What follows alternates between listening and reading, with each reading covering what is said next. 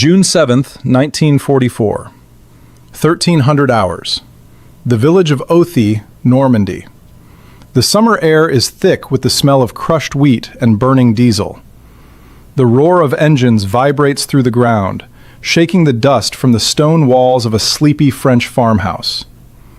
Private Metcalfe of the North Nova Scotia Highlanders wipes sweat and grime from his eyes, gripping his Lee Enfield rifle until his knuckles turn white. To his left, the grinding tracks of a Sherman tank from the Sherbrooke Fusiliers offer a sense of mechanical comfort. They are miles inland now, deep behind enemy lines, far from the gray waters of Juno Beach. For the last 24 hours, the advance has been surprisingly swift. The Canadians are pushing toward the strategic prize of Carpiquet Airfield. The mood is tense but optimistic. They believe the German back is broken. They expect disorganized retreats, perhaps some shell fire from the rear guard. They are wrong. You are looking at the high water mark of the Canadian advance, because waiting in the hedgerows, camouflaged by heavy foliage and fanatic discipline, is not a broken Wehrmacht unit.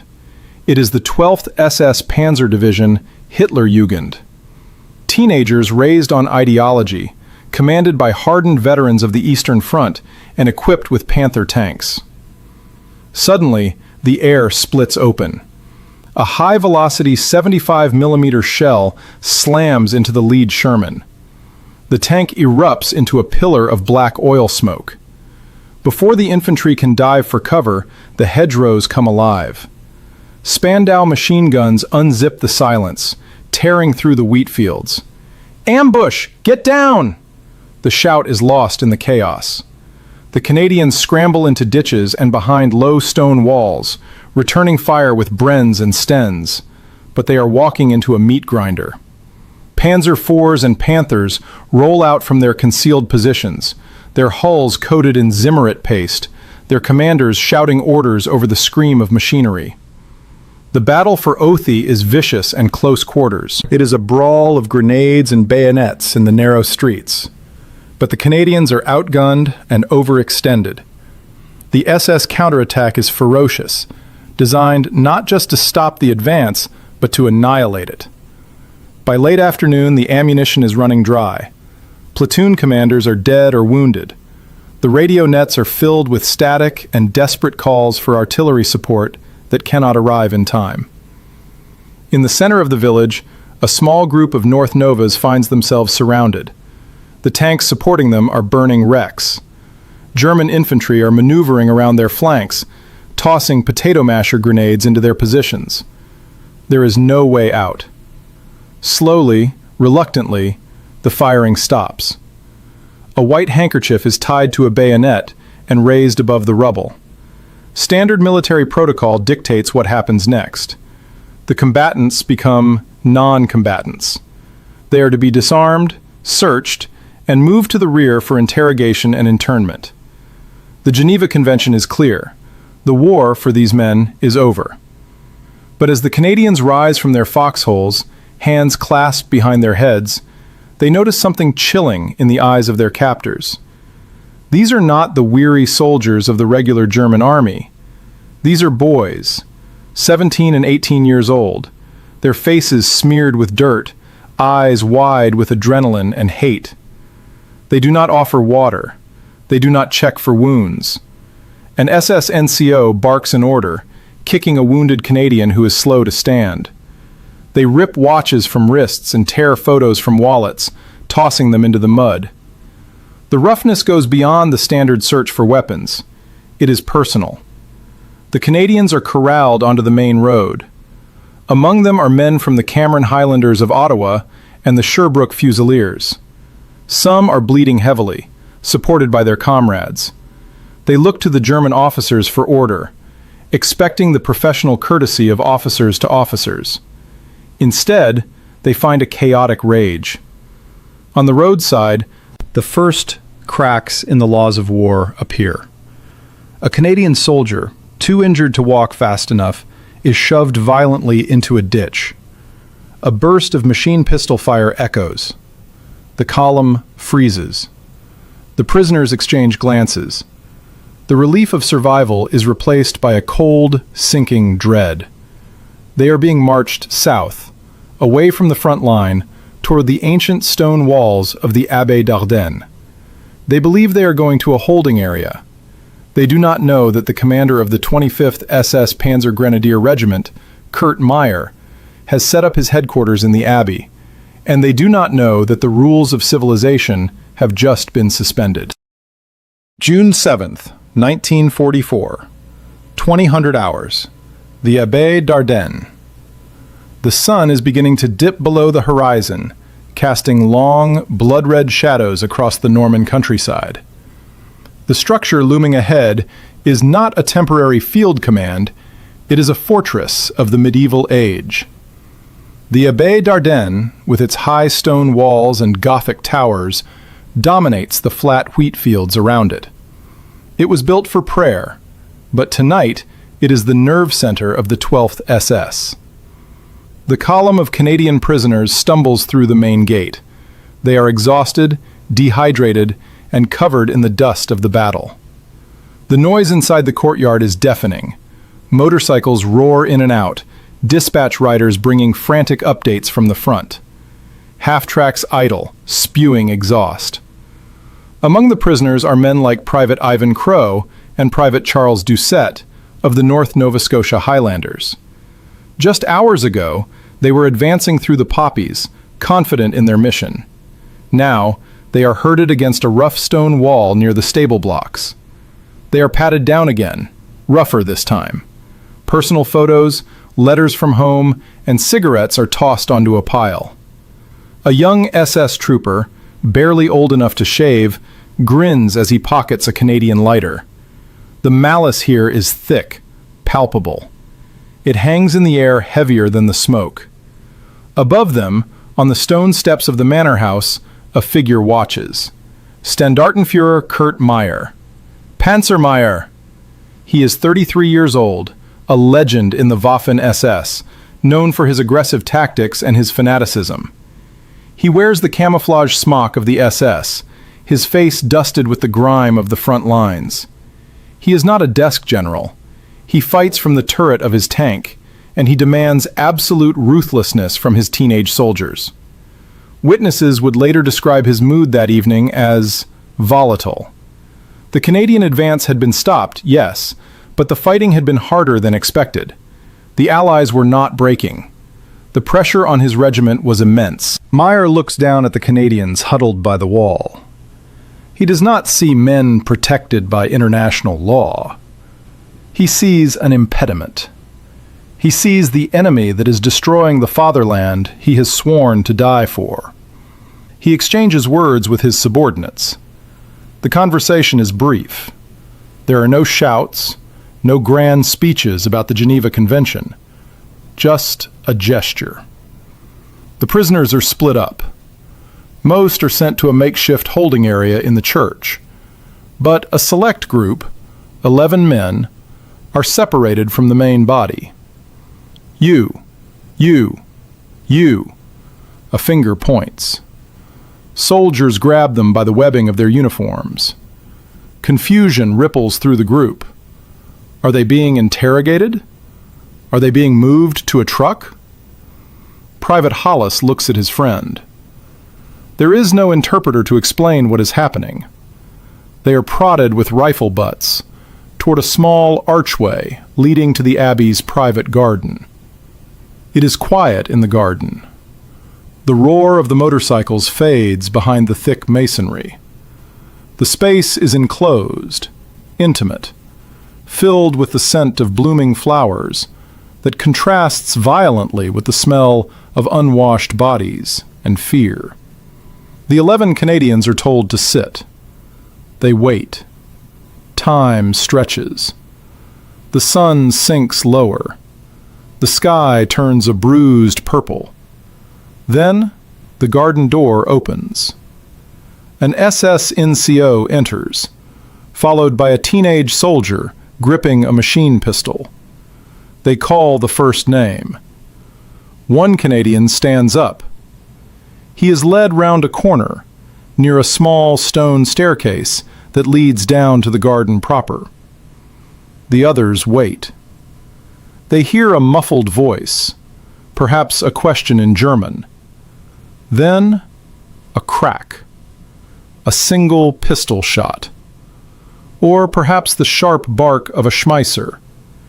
It echoes off the high walls of the abbey, startling the birds roosting in the towers. In the holding area, the remaining 10 men freeze. They look at each other. The realization hits them like a physical blow. This isn't an interrogation. The door opens again. The NCO points to the next man. This is the moment where the human spirit is tested in the most horrific way imaginable. There is no escape. The walls are too high. The abbey is swarming with hundreds of SS troops. To run is to die. To fight is to die. The men of the North Novas and the Sherbrooke Fusiliers begin to shake hands. It is a quiet, solemn ritual. They whisper goodbyes. Some close their eyes and pray. Others simply stare at the door, their faces setting into masks of grim acceptance. They will not give their executioners the satisfaction of seeing them beg. One by one they are taken. Each time the door closes. Each time there is a pause. Each time the shot rings out. The pile of bodies grows in the secluded corner of the garden, hidden from the view of the main courtyard, hidden from the eyes of the world. The blood soaks into the well-tended French soil, feeding the roots of the ornamental plants.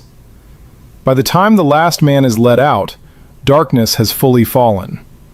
The garden is silent again, save for the heavy breathing of the killers. But the horror at the Abbaye d'Ardenne is not an isolated incident of a commander losing his temper.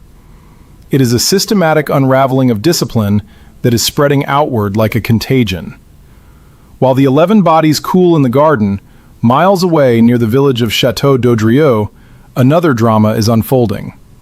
The British and Canadian lines are fluid, chaotic. Units are intermixed, and in this confusion, more Canadians have fallen into the hands of the 12th SS.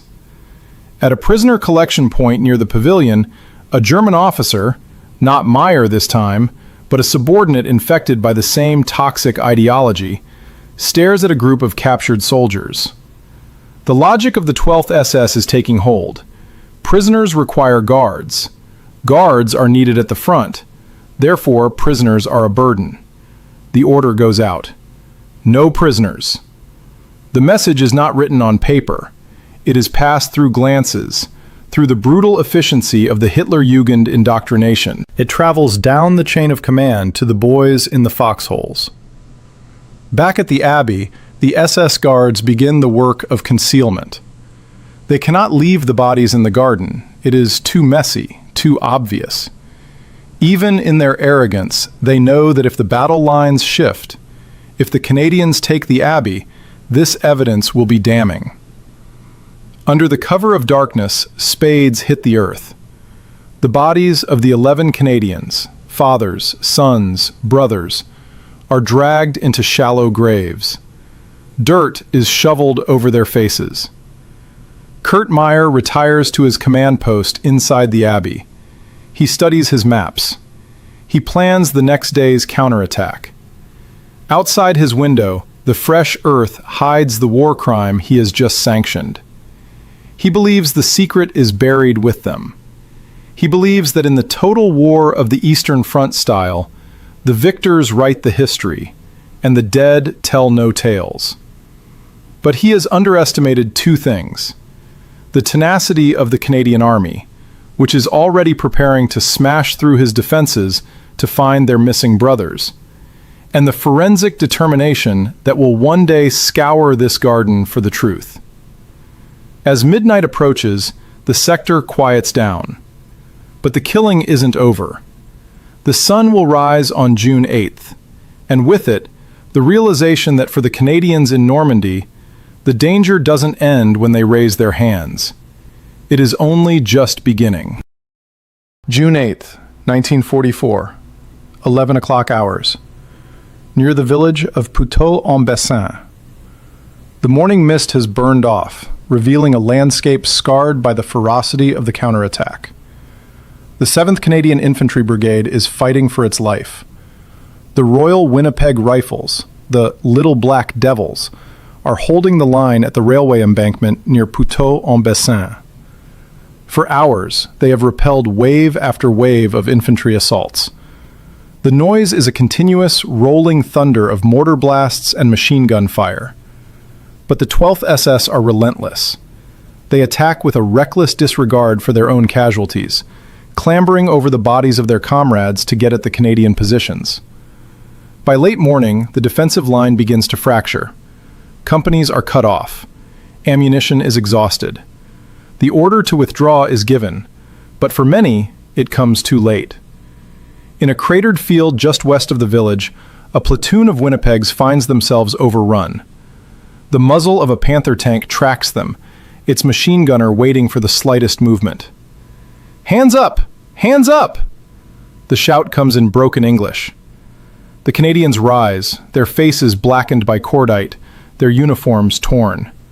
They drop their rifles. They are exhausted, their adrenaline crashing into a heavy, numbing fatigue. They expect the rough handling of capture, the shout of orders, the march to the rear. But the atmosphere here is different from the usual frontline surrender. There is a frenzy in the air. The SS troopers surrounding them are hyper-aggressive, screaming insults, striking the prisoners with rifle butts even after they have complied. One Canadian soldier, a young private from the prairies, reaches into his pocket for a handkerchief to wipe a wound. An SS trooper screams, mistaking the movement for a weapon draw. A burst of MP-40 fire cuts the boy down instantly. He falls back into the mud, dead before he hits the ground. The other prisoners freeze. Hands shoot higher into the air. "Don't shoot! We're unarmed!" The German officer in charge, a young Obersturmführer with the Iron Cross at his throat, stares at the Canadians with cold detachment. He does not reprimand the shooter. He simply waves his hand. "Move them out." They are marched not to a prisoner camp, but towards the command post of the 12th SS Reconnaissance Battalion near the village of Fontenay-le-Pesnel. The march is brutal. The wounded are forced to keep pace at the point of a bayonet. Those who stumble are kicked until they rise, or left behind with a single shot to the head. 1400 hours. Le Mesnil-Patrie. While the Winnipegs are being herded south, another tragedy is unfolding near Le Mesnil-Patrie. The Queen's Own Rifles have launched an attack supported by the 1st Hussars tanks. It is a disaster. The tanks run into a well-laid ambush of 88mm anti-tank guns and dug-in Panthers. Canadian crews bail out of burning Shermans, rolling into the tall grass, coughing up black smoke. They are dazed, burnt, and defenseless. Infantrymen from the 12th SS swarm the field. They find the tank crews hiding in the ditches. Normal procedure dictates that tank crews are valuable for intelligence. They are specialists. But the SS troops here are not interested in intelligence. They are interested in revenge. They view the Allied aerial superiority and artillery dominance as cowardly. They want to inflict pain. A group of 3 hussars is pulled from a ditch. They are stripped of their boots and belts. Then, casually, as if target shooting on a range, the SS troopers open fire. The bodies are left where they fall, to be churned under the tracks of the passing tanks. This is no longer isolated to Kurt Meyer's headquarters. The virus of execution has spread across the entire division. It is a decentralized massacre, happening in pockets across the Normandy front, wherever small groups of Canadians are cut off. 1600 hours. The Château d'Audrieux. The The group of Royal Winnipeg Rifles, captured earlier, has been marched to the grand grounds of the Château d'Audrieux. The chateau is elegant, a symbol of old France, surrounded by lush woods and manicured paths. It is now a headquarters for the 12th SS Reconnaissance Battalion. There are roughly 60 prisoners here. They are exhausted, hungry, and thirsty. They are seated in rows on the grass, watched over by guards who pace back and forth like caged tigers. Among the prisoners is panic. They have seen the roadside executions on the march here. They know the Geneva Convention is being ignored. They whisper to each other, eyes darting to the woods, looking for a chance to run. But there are too many guards. A German officer emerges from the chateau. He speaks to the NCO in charge of the guards. He gestures toward the prisoners, then makes a cutting motion with his hand. The NCO nods. He turns to the guards. Fertig machen. Get ready. The guards begin to select men. Not all of them, just groups. It is arbitrary. You. 24 men are separated. They are the lucky ones. They are marched away to a barn for further interrogation.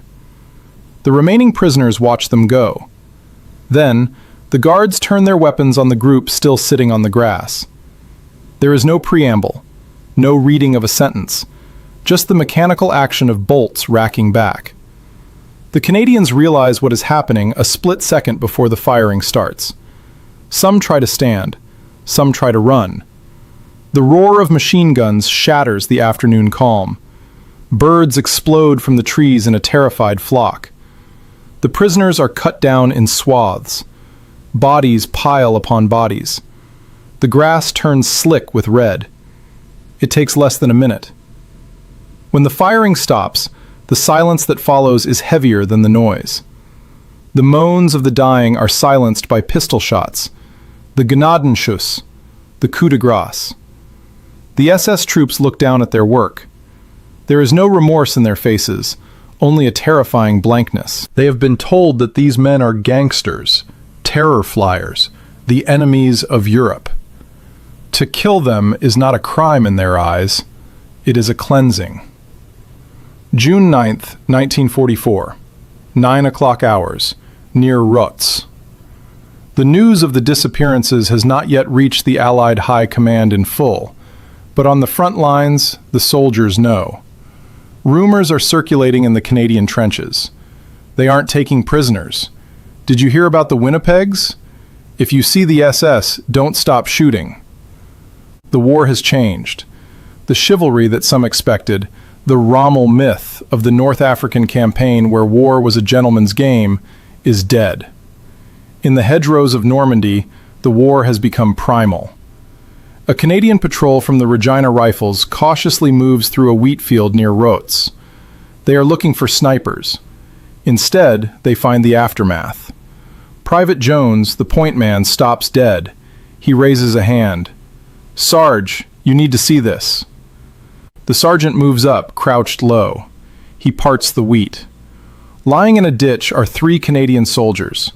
Their hands are tied behind their backs with their own bootlaces. They have been shot in the back of the head. The sergeant stares. He has seen dead men before. He has seen men torn apart by shells. But this is different.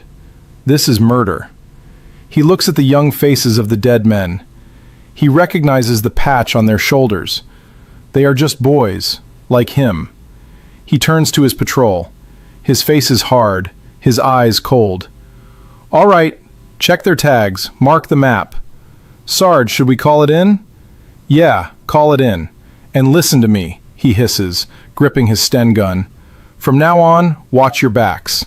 And if we catch any of these SS bastards, we remember this." The discovery of the bodies is the spark. The shock is turning into a cold, hard fury. The Canadians are no longer just fighting for ground. They are fighting a vendetta.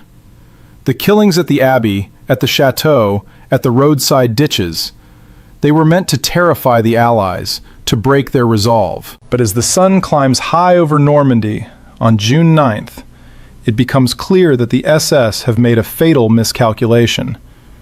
They haven't broken the Canadian spirit. They have forged it into steel. But the investigation is only just beginning. As the front line grinds slowly forward, more graves will be found. And the question will inevitably turn from what happened to who is responsible.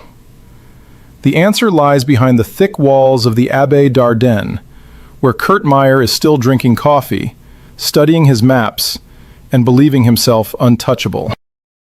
July 8th, 1944. 1800 hours. The outskirts of Caen. 1 month has passed since the executions began. 1 month of grinding, attritional warfare in the bocage. The wheat fields are now blackened craters. The charming villages are piles of rubble. Operation Charnwood, the massive Allied offensive to take Caen, is in full fury. The ground shakes as waves of Lancaster bombers pummel the German positions. Following the barrage, the Canadians surge forward again. This time, they are unstoppable. The Regina Rifles, supported by tanks and artillery, storm the hill leading to the Abbaye d'Ardenne. The fighting is savage. The 12th SS defend the ruin with the desperation of fanatics, but they are finally breaking. By late evening, the firing dies down. The Germans have withdrawn across the Orne River. The abbey belongs to Canada. You are walking through the main gate now, following a section of Regina Rifles. The courtyard, once the parade ground for Meyer's tanks, is a graveyard of twisted metal and masonry. The air smells of wet ash and death. The soldiers move cautiously, clearing the rooms of the medieval structure. They find the officers' mess where Meyer planned his battles. They find empty wine bottles, discarded maps, and hasty signs of retreat. But they also find something else. In a corner of the courtyard, a soldier kicks at a pile of debris. He uncovers a piece of webbing, then a helmet. It has a specific shape, not the flared coal scuttle of the Germans, but the round brim of the British pattern. He picks it up. Inside, scratching into the liner, is a name. A Canadian name. The mood shifts instantly. The adrenaline of victory evaporates, replaced by a somber, investigative tension. They begin to look closer. They find a pile of torn letters written in English, a discarded paybook, a family photograph trodden into the mud. The ghosts of the North Nova Scotia Highlanders are still here. July 10th, 1944. The village of Authie. 2 miles away, the village of Authie is also liberated. The streets are quiet. The civilians, who have lived in cellars for weeks, slowly emerge into the sunlight. They are gaunt, terrified, and traumatized. A Canadian intelligence officer, Major Simon Wurtele, arrives in a jeep. His job is to gather information on enemy movements. But as he steps out, he is approached by a Frenchwoman, Madame Vico. She is trembling. She grabs his sleeve, pulling him toward the back of the village. She does not speak of tanks or artillery. She points to a patch of disturbed earth near the railway tracks. Ils sont là, she whispers. They are there. Major Wurtele signals for a digging party. The men work in silence, the only sound the scrape of shovels against the rocky soil. A few feet down, they find them. The bodies of Canadian soldiers. They are still in their uniforms, but it is the details that make the diggers turn away in nausea. Some have their hands tied. Others show signs of having been dragged. The entry wounds are not from shrapnel or long-range fire. They are point blank. The powder burns on the skin tell the story. Wurtele realizes immediately, this is a crime scene. He sets up a command post. He begins to interview the villagers, and the floodgates open. The French civilians have been watching everything, hidden behind shuttered windows, peeking through cracks in barn doors. They saw the SS brutality. I saw them march the boys into the field, an old farmer testifies, his cap in his hands. They made them kneel, then path, path, path. I saw a tank run over a body, another says. On purpose. They laughed. The stories pour in from Authie, from Bouron, from the chateau at Audrieux. The scale of the atrocity begins to take shape on Wortel's map. It is not 5 men. It is not 10. The pins on the map multiply. 20, 40, 80. The 12th SS didn't just kill soldiers. They left a trail of evidence that they arrogantly assumed would never be found. August 1944. The Court of Inquiry. The war is moving east, toward Paris and the Seine, but a special team is left behind in Normandy. The Canadian Army establishes a formal Court of Inquiry. This is the first time in history that a combatant army has launched a full-scale forensic investigation into war crimes while the war is still being fought. Pathologists arrive. They are not treating the wounded, they are examining the dead. They catalog the injuries. Case 14. Private X. Single gunshot wound to the temple. No weapon found nearby. Case 22. Corporal Y. Blunt force trauma to the skull. Hands bound with communication wire. The evidence is boxed and labeled. It is methodical. It is cold. It is the machinery of justice grinding slowly into gear. But there is a missing piece. At the Abbaye d'Ardenne, the garden remains silent. The grass has grown back over the winter months. The snow begins to fall, covering the courtyard in a blanket of white. The 18 men taken from the courtyard on that first night, the North Novas and Sherbrooks, are still missing. They are listed as missing in action. Their families in Nova Scotia and Quebec are still waiting for telegrams that say they are prisoners of war. The investigators know something happened at the Abbey.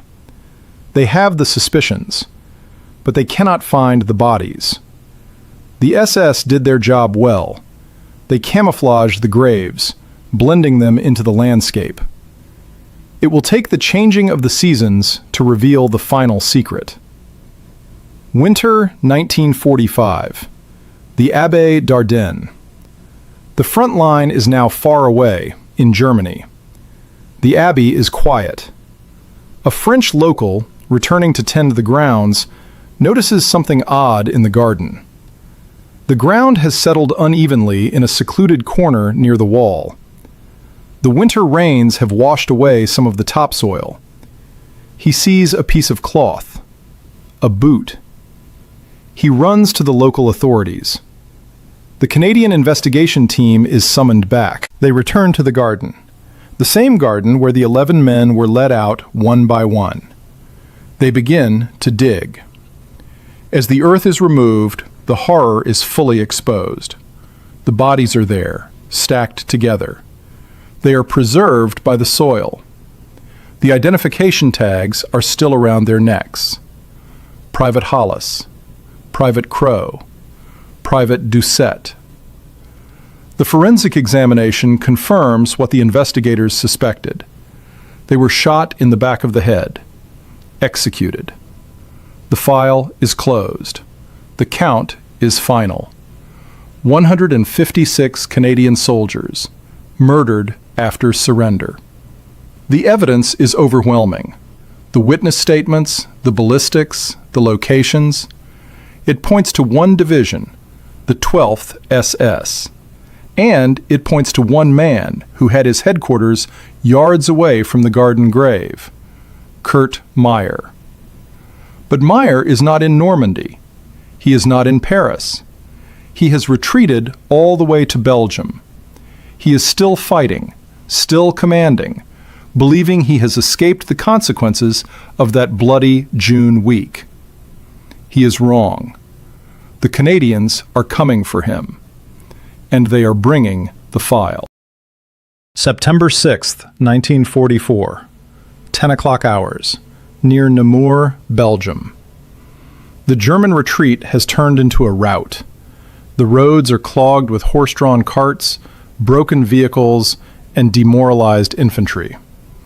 The 12th SS, once the pride of the Reich, has been ground down to a shadow of its former self. In the village of Durnal, a group of Belgian partisans surrounds a farmhouse. They have spotted a German officer trying to slip through the lines. American troops from the 3rd Armored Division move in to support. The officer emerges. He is wearing a camouflage jacket, his face gaunt, his eyes hard. He does not look like a broken man. He looks like a predator who has simply run out of room. He surrenders. At first, the Americans don't realize who they have. But when he is transferred to Canadian custody, the intelligence officers freeze. They recognize the face from the briefings. They recognize the arrogance. It is Kurt Meyer. He expects to be treated as a generic prisoner of war. He expects a camp, a cot, and eventually repatriation. He does not know about the digging parties at the Abbey. He does not know about the map Major Wortel has been building, pin by red pin. December 10th, 1945, Aurich, Germany. The war is over. Europe is a ruin. But in a converted courtroom in the town of Aurich, the war is being relived. This is Canada's first war crimes trial. The room is packed. Canadian officers in dress uniform sit in the gallery, their faces grim. In the witness box, French civilians from Authie and Buron wait to speak. And in the dock, flanked by military police, sits Kurt Meyer. He is clean-shaven now, wearing a fresh uniform stripped of its Nazi insignia. He looks calm, almost bored. He pleads not guilty. His defense is simple. He never ordered the executions. He claims he didn't know. He claims the chaos of battle made control impossible. But then, the prosecution brings out the ghosts. You watch as the prosecutor lays out the timeline. He doesn't shout. He doesn't need to. He simply points to the map. General Meyer, the prosecutor asks, his voice echoing in the silent hall. Your headquarters were here, in the Abbey. The bodies were found here, in the garden. Are we to believe that 18 men were shot and buried 20 yards from your window, and you heard nothing? Meyer remains stoic. I heard shooting. It is a war. There is always shooting. The court is not swayed. The testimony of the survivors, the men who saw their friends dragged away, is damning. The pattern is too clear. The 12th SS didn't just kill prisoners. They fostered a culture where killing prisoners was encouraged. As the commander, Meyer is the architect of that culture.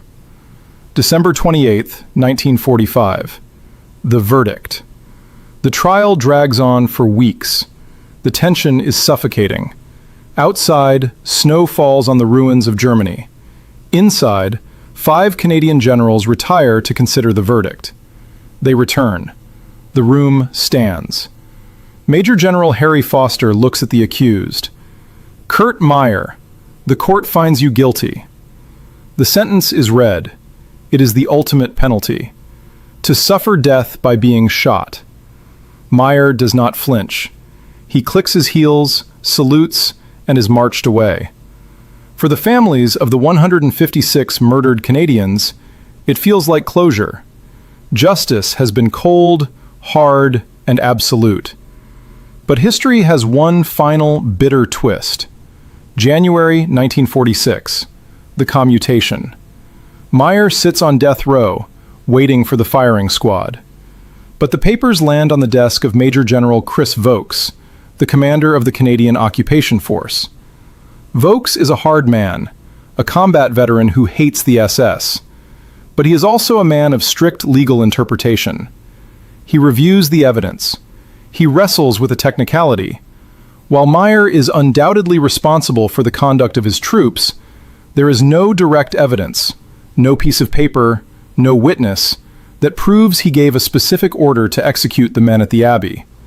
Vokes agonizes over the decision. He knows the public wants blood. He knows the families want retribution. But he believes that the law must be distinct from vengeance. In a decision that will spark outrage across Canada for decades, Vokes commutes the sentence: life imprisonment. Meyer will not face the wall. He will live. Epilogue: The Lingering Shadow. 1954. Werrell Prison, West Germany. 9 years later. The Cold War has begun. West Germany is now an ally against the Soviet Union. The political winds have shifted. Kurt Meyer is released from prison. He walks out a free man. He is greeted by former SS comrades. He becomes a beer salesman. He writes a memoir. He attends reunions of the 12th SS, where he is cheered as a hero by aging veterans. He never expresses public remorse for the boys in the garden. He dies of a heart attack in 1961, a free citizen. Present day. The garden at Abbaye d'Ardenne. The camera moves slowly through the archway into the garden. It is peaceful now. The stone walls are restored. The flowers bloom in bright reds and purples. But in the corner there is a shrine, a simple maple leaf carved into stone. Photos of the fallen are propped against the wall. They are black and white, grainy images of young men in ill-fitting uniforms. Private Hollis, Private Crow, the boys from Nova Scotia, from Quebec, from Winnipeg. They are forever 20 years old. The wind rustles the leaves. The silence here is heavy, demanding. It asks the question that has echoed since 1944. How do we measure justice in the face of such darkness? The execution of the 156 Canadians was not just a tragedy of war. It was a collision between two worlds. One world believed in rules, in humanity, even in the midst of slaughter. The other believed in power, in the erasure of mercy. The Canadians won the battle for Normandy. They won the war. But in this garden, beneath the shadow of the Abbey, the cost of that victory is etched in stone. We remember them, not just for how they fought, but for how they died, and the terrifying truth their deaths revealed about the nature of war itself.